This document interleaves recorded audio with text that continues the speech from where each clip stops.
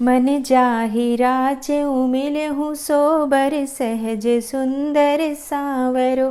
करुणा निधान सुजान सील स्नेह जानत रावरो। एहि भांति गौरी असीस सुनिसिय सहित हिय हरसियली।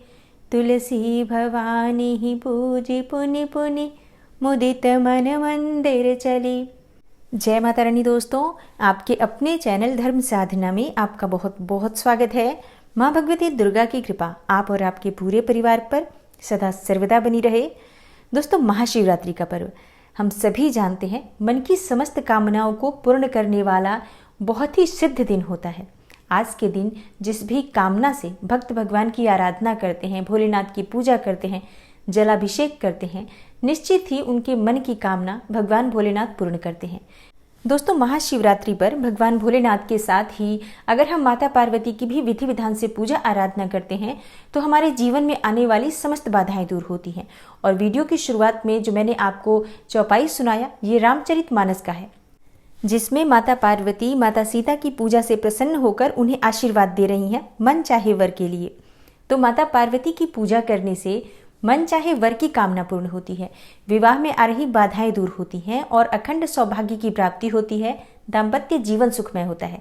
क्योंकि देखिए, जो करवा चौथ की पूजा होती है उसमें भी माता पार्वती की पूजा की जाती है, हरतालिका तीज में भी माता पार्वती की पूजा की जाती है। किसी भी प्रकार से अगर दाम्पत्य जीवन में या विवाह में बहुत अधिक देरी हो रही है, मन चाहे जीवन साथी की कामना हो, तो सच्चे मन से अगर माँ पार्वती की पूजा आराधना प्रारंभ कर देते हैं तो वो समस्त बाधाएं हमारे जीवन की दूर हो जाती हैं, जीवन सुखमय बनता है और मन की कामना पूर्ण होती है। तो आज की वीडियो में मैं आपसे बात करने वाली हूँ कि अगर आपके विवाह में बहुत अधिक बाधाएं आ रही हैं, बहुत अधिक उम्र हो गई है लेकिन अभी तक कोई अच्छा रिश्ता नहीं मिला, योग्य और जीवन साथी की कामना है या प्रेम विवाह की कामना है, मन चाहा जीवन साथी चाहते हैं कि जिससे आप प्रेम करते हैं उसी से आपका विवाह हो, तो ऐसे में महाशिवरात्रि पर कौन सा विशेष उपाय करना चाहिए, किस प्रकार से आज के दिन भोलेनाथ की पूजा करनी चाहिए, कौन सी वस्तु भगवान भोलेनाथ को अर्पित करें जिससे कि विवाह में आ रही बाधा दूर हो, और माता पार्वती की पूजा किस प्रकार से करें जिससे कि मन चाहे वर की कामना पूर्ण हो। तो संपूर्ण जानकारी आपको आज की वीडियो में देने वाली हूँ। महाशिवरात्रि पर आप पूजन किस प्रकार से करें, भगवान भोलेनाथ को प्रसन्न किस प्रकार से करें और माता पार्वती का आशीर्वाद आपको किस प्रकार से प्राप्त हो। वीडियो को पूरा जरूर देखिए और अगर आपको आज की वीडियो अच्छी लगे तो लाइक भी जरूर कीजिए, शेयर कीजिए फैमिली फ्रेंड्स के साथ। और चैनल पर पहली बार आए हैं, अगर अभी तक आपने चैनल को सब्सक्राइब नहीं किया है तो आज की वीडियो आपको अच्छी लगे तो चैनल को सब्सक्राइब जरूर कर लीजिए और बेल बटन को भी प्रेस कर लीजिए। इससे ये होगा कि इस चैनल पर जो नई वीडियो अपलोड होंगी उनकी नोटिफिकेशन आपको सही समय पर प्राप्त हो जाएगी। तो अब बात करते हैं कि महाशिवरात्रि पर आप भगवान भोलेनाथ की पूजा किस प्रकार से करें। देखिए, ये उपाय लड़कियां भी कर सकती हैं और लड़के भी कर सकते हैं, लेकिन कुछ उपाय है जिसे सिर्फ लड़कियां ही कर सकती हैं और कुछ उपाय है जो लड़के और लड़कियां दोनों कर सकते हैं। इसलिए वीडियो को पूरा देखिए, मैं सारी जानकारी आपको एकदम डिटेल में देने वाली हूँ, हर चीज़ आपको क्लियर हो जाएगी।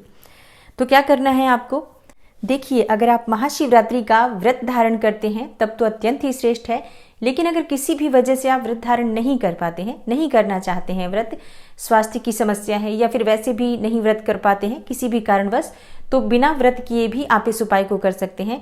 बस एक ही चीज का ध्यान रखना है, आज के दिन लहसुन प्याज न खाएं, मतलब सात्विक रहकर भगवान शिव की पूजा आराधना करें। जो मैं उपाय बताने वाली हूँ इस उपाय को कीजिए। तो शिवरात्रि के दिन प्रातःकाल जल्दी उठें और स्नान इत्यादि करने के बाद साफ स्वच्छ वस्त्र धारण करें। और आज के दिन भगवान भोलेनाथ की जो पूजा आप कर रहे हैं, अगर पीले रंग के वस्त्र धारण करके भगवान शिव की पूजा करें, माता पार्वती की पूजा करें तो बहुत श्रेष्ठ होगा।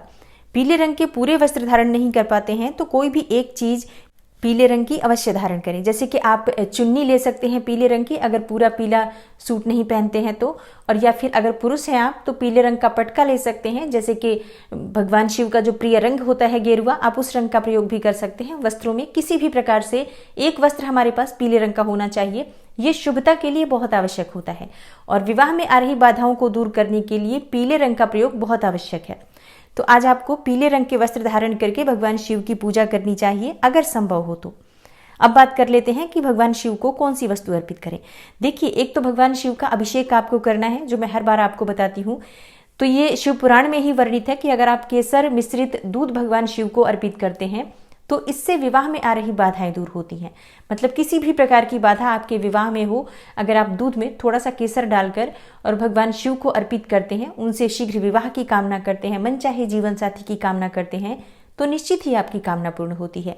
तो अभिषेक के लिए आप केसर मिश्रित दूध का ही प्रयोग करेंगे। आज के दिन भी बहुत विशेष दिन है, बहुत से लोग पंचामृत का प्रयोग करते हैं, लेकिन आपकी विशेष मनोकामना है तो आप अपनी विशेष मनोकामना के अनुरूप ही द्रव्य का प्रयोग करें। तो पहले हमें जल अर्पित करना चाहिए, उसके बाद जिस भी द्रव्य का हम प्रयोग करना चाहते हैं वो अर्पित करें, उसके बाद फिर से जल से अभिषेक करना चाहिए और इसके बाद भगवान शिव पर अक्षत, चंदन, बिल्वपत्र इत्यादि हमें अर्पित करना चाहिए। और अगर आपके पास मीठी वस्तु है तो भगवान शिव को मिठाई का भोग लगा सकते हैं, फलों का भोग अर्पित कर सकते हैं। मतलब विधि विधान से पूजा आपको करनी है। विशेष सामग्री क्या है वो आप नोट कर लीजिए। पूजा तो पूरी मैं कई बार बता चुकी हूँ आपको, तो पता ही है शिव जी की पूजा किस प्रकार से करनी चाहिए। बात करें विशेष सामग्री की तो आपको बिल्वपत्र चाहिए। अगर आपको 108 बिल्वपत्र मिल जाते हैं तब तो अत्यंत ही श्रेष्ठ होगा, लेकिन अगर आपको 108 बिल्वपत्र नहीं मिल पाते हैं तो जितनी आपकी उम्र है, मान लीजिए आपकी उम्र 20 साल है तो आप 20 बिल्वपत्र लेंगे। 20 बिल्वपत्र लेकर सभी पत्तों को अच्छे से धो लीजिए, घर से धोकर ही लेकर जाएं और बेलपत्र को साफ करके इसके ऊपर आपको पीला चंदन लगाना है। इसके लिए आप एक पात्र में थोड़ा सा पीला चंदन और गंगा जल या शुद्ध जल मिलाकर इसे घोल बना लीजिए और सभी पत्तों पर अच्छे से चिकने साइड की तरफ पीला चंदन लगा दीजिए। उसके बाद ये सूख जाते हैं। घर में ये सभी कार्य आपको कर लेना है मंदिर जाने से पहले।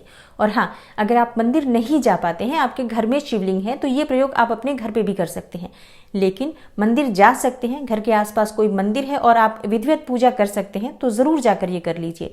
और चाहे तो आप सुबह भी कर सकते हैं, सुबह आप नहीं कर पाते हैं, कई बार सुबह के समय मंदिरों में बहुत अधिक भीड़ होती है, तो ऐसे में आप शाम के समय या पूरे दिन में कभी भी जब आपको लगे कि आप जाकर पूजा कर सकते हैं शांतिपूर्वक, तब आप इस प्रयोग को कर सकते हैं।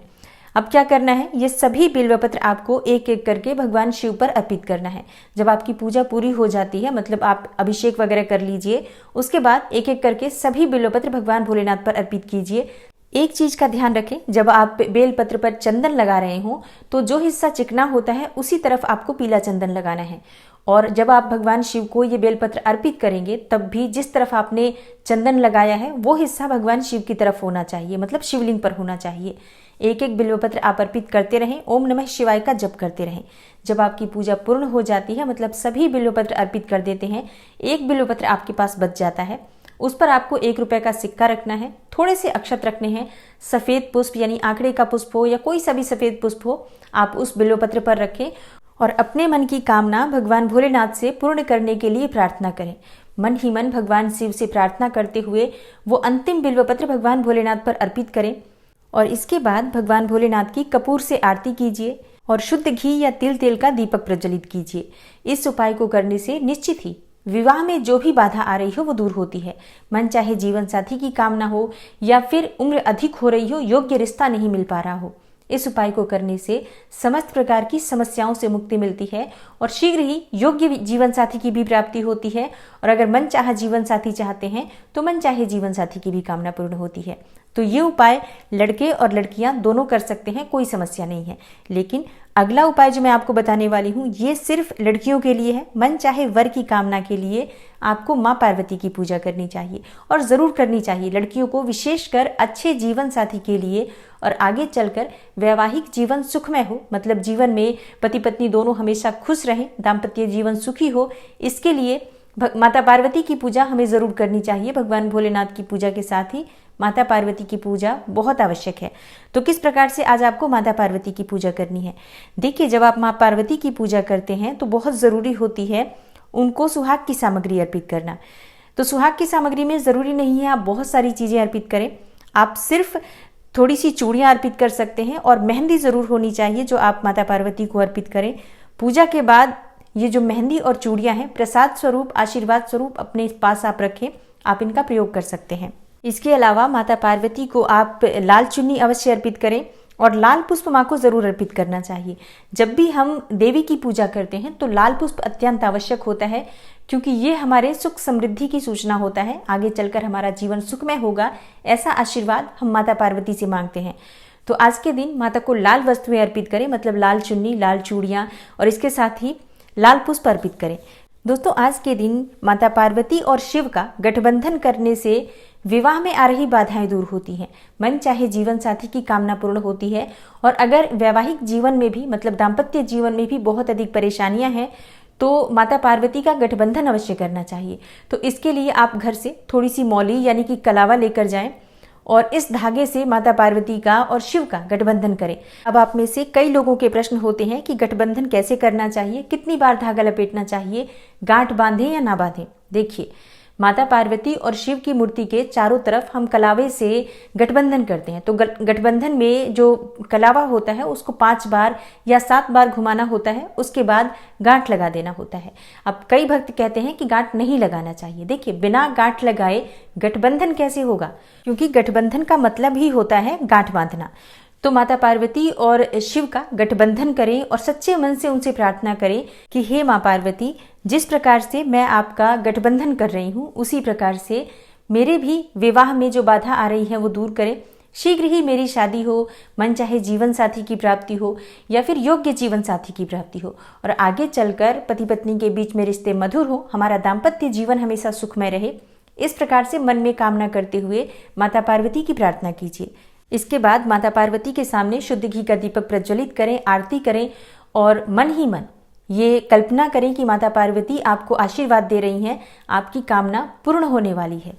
तो इस उपाय को सच्चे मन से करें, क्योंकि शास्त्रों के अनुसार माता पार्वती की पूजा से विवाह में आ रही समस्त बाधाएं दूर हो जाती हैं। और अब आपका प्रश्न होगा कि क्या इस उपाय को लड़के भी कर सकते हैं?